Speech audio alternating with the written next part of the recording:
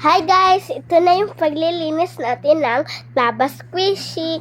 Ito siya guys. Buksan ko para sa inyo. So, ito siya guys. Ang lagkit niya. So, tara na! Wow! Ay, wait lang. Wow! Oh, ito na siya guys. Kailangan natin ng bowl.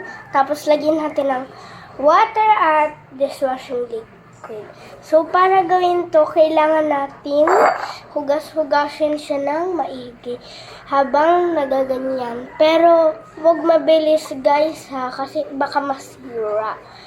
Kaya lilinisan natin to today kasi madumi siya. Nilinisan ko to kahapon, pero mukhang madumi pa siya as in. Kaya ito, para sa inyo to. So, dahan-dahan lang ako guys, di ba? Oh.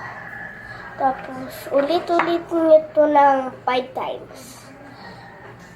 So, pang 3, 4, 5.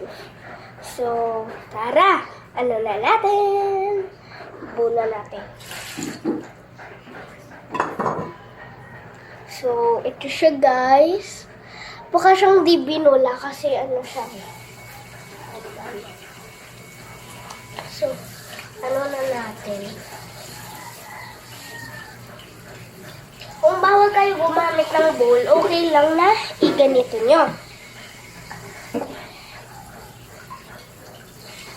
Para siyang malinis na guys.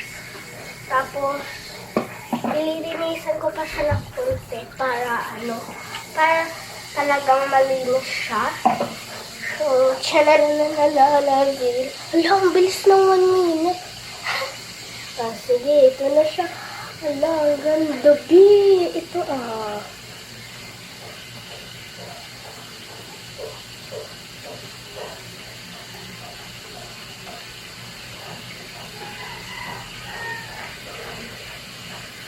Pwede na to.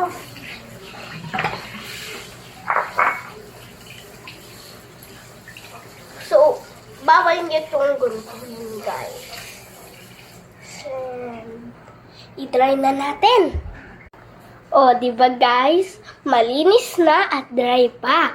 So, i-dry nyo lang ng maigi at wag mabilis kasi baka siya pumutok at maging madumi ulit. So, bye-bye! See you at my next video later.